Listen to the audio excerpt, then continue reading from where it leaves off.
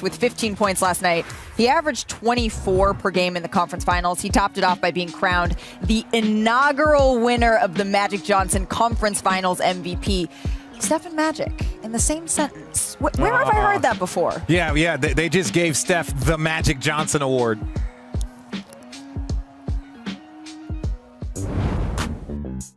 This is just the damn truth, right? When you look at Steph Curry, a generational talent that has changed the game of basketball, he goes and wins the Finals MVP. I'm not saying you won't. There'll be some furniture moving in here. If Steph Curry wins a championship and a Finals MVP, you will put him over Magic Johnson. If I didn't weigh so much, I would stand on the table and tell you that in your face. I'm standing on it. I'm thinking about it. He's got a good point. Let me take this off so we can do this.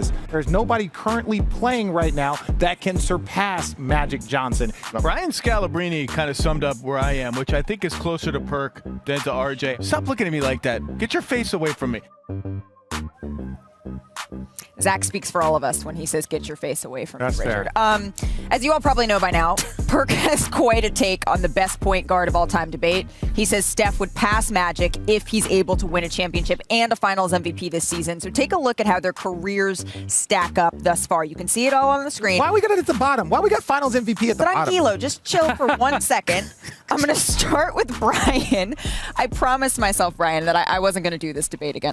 I love watching Steph Curry play. I didn't get to watch Magic play live, but I've watched it back over and over again. I don't want to do this, and yet here I am. Where do you stand? And I'm phrasing it as Team Perk or Team Richard in a sense. I do agree that he probably needs to win a Finals MVP to seriously be considered.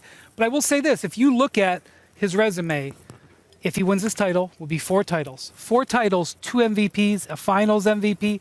We're talking about a handful of players in history. We're talking about the category that Magic and Jordan and LeBron and Russell are in. So, but I do think that if they're, and I'm a big defender of Steph Curry. I think he is, I don't know, I don't want to say 10, 12, 13 and a half best players of all time. I'm a huge supporter of him, but I do think the one spot on his resume is that he has played in 5 finals and has not been the MVP of any of them. And I don't fault him and say, boy, he didn't get it done. But I do think to get into that Uber list, that needs to be checked off. So it sounds like you're leaning more towards Team Richard?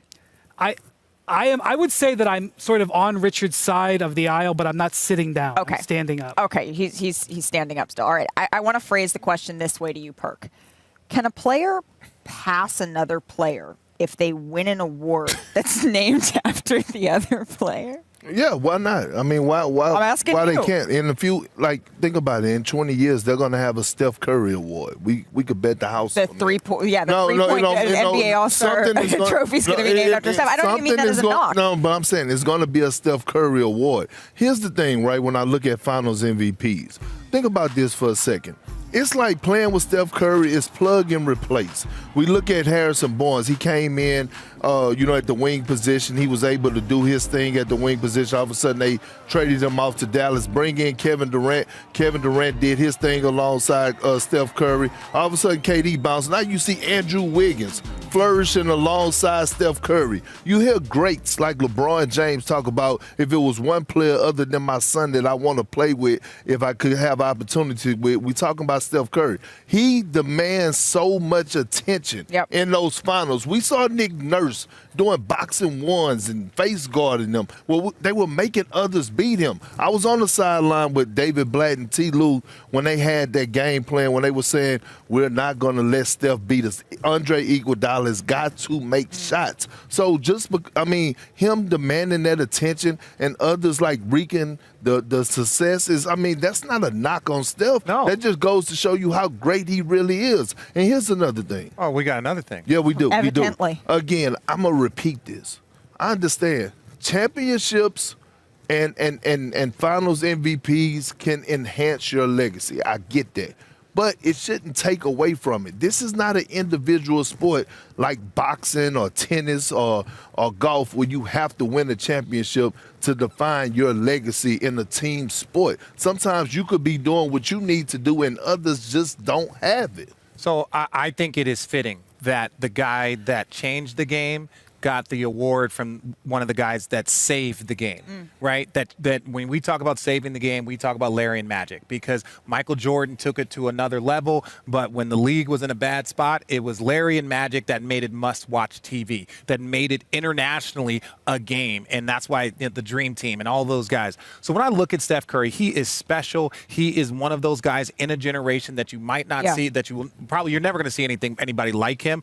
But when I look at the two of those guys, they're 2 point guards that make people around them better in very different ways. Magic Johnson with his assist and his game management, Steph with all of the space that he creates and his movement that opens things up for his teammates. Well, and I do think it is okay to have somewhat of a generational gap here, because Steph Curry, what he has done for a younger generation of fans and bringing those fans into the game in a way that you're talking about saving the game, there's a way that Steph has contributed to growing the game in that way. That's right.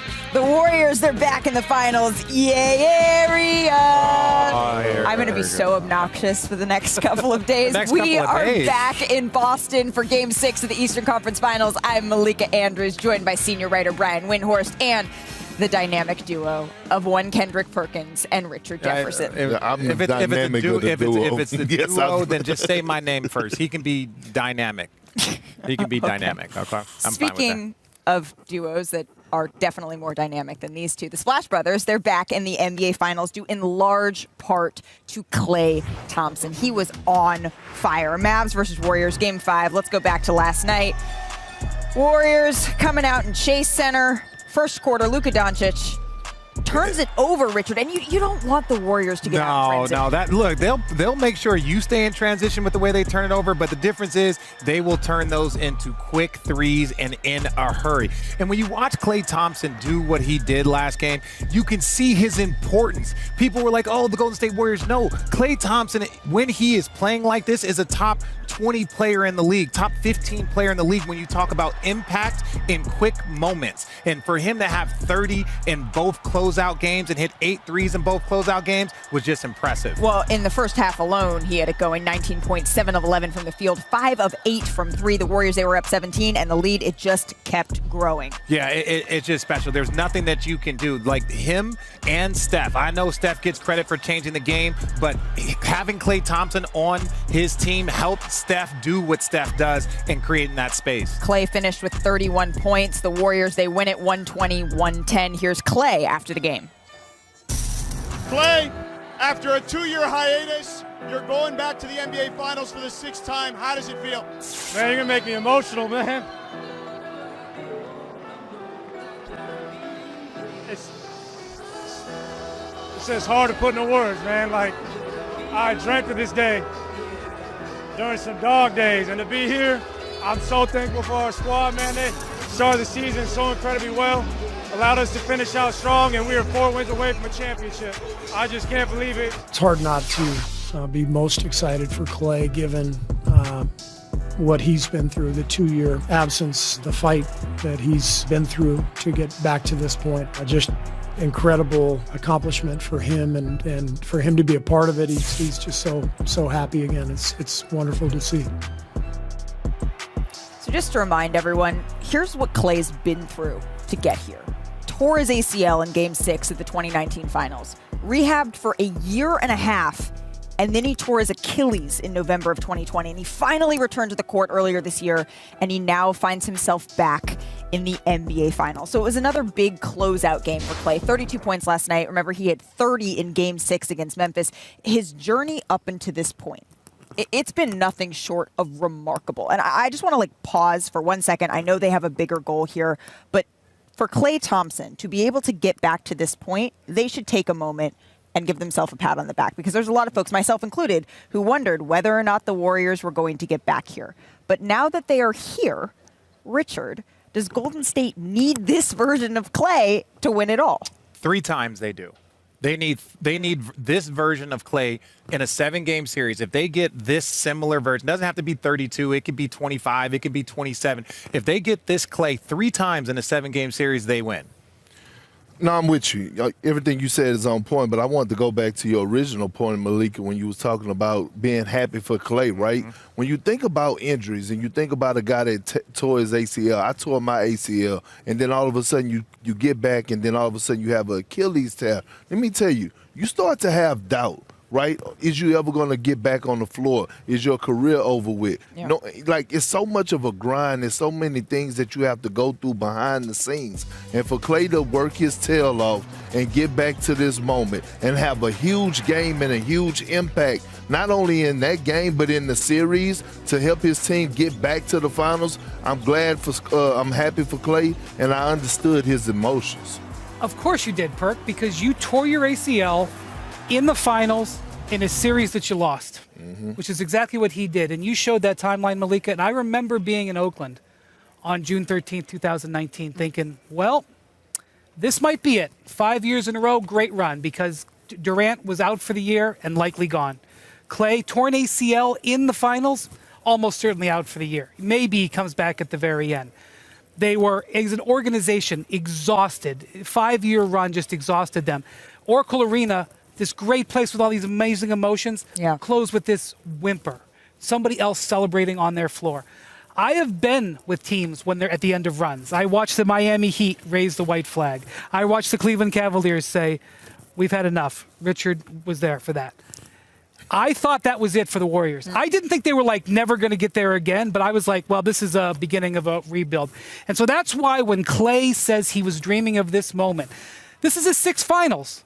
But the fact that he was saying he was dreaming of it shows how much value and the accomplishment that they had as a whole team getting back here. Now, I had the honor and pleasure of playing with Clay his first year as a rookie and then in his second year. And when you watch the progression, there is something about Clay that just makes him so likable amongst the league and the fans because you've never seen him talk trash. You've never seen him do anything other than just go out and just get buckets and do what Clay does, and that's just be a special basketball player. There's been conversation going around, would Clay be just a great player if he wasn't? No, Clay is special. Clay is a different basketball player. He is also a once-in-a-generation player, just like Ray Allen was, just like Reggie Miller was. Yes, none of those guys, in my opinion, are as great as Steph Curry, but Clay falls into that next group of elite shooters that you only see once every 10, 15 years. If you don't enjoy watching Klay Thompson play, you need to go eat a piece of cake and take your joyless self somewhere else.